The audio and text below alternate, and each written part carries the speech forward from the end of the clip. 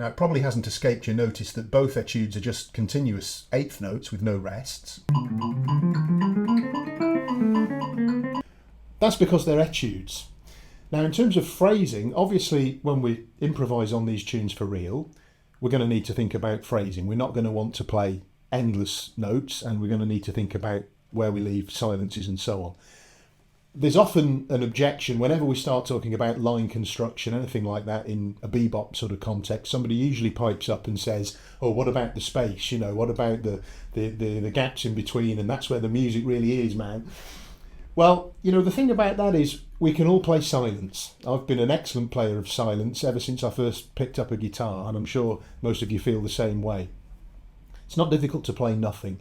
What's difficult is to be able to string things together, to see the totality of the fretboard, so that when we do leave a silence, we're leaving it because we've chosen to. So leaving space needs to be a conscious musical decision, just like playing is a conscious musical decision.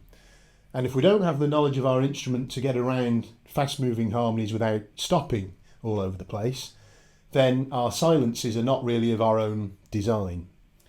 So these are etudes, they're not improvisations, and we can talk in another session about phrasing and so on. But really, what I would say is phrasing is an act of reduction. If you can put together line constructions similar to the sorts of things that we've been dealing with here, then it's really not very difficult to punch some holes in it. Whereas if you don't have the material, then obviously it's very difficult to phrase in a musical way. So that would be my thinking on that subject.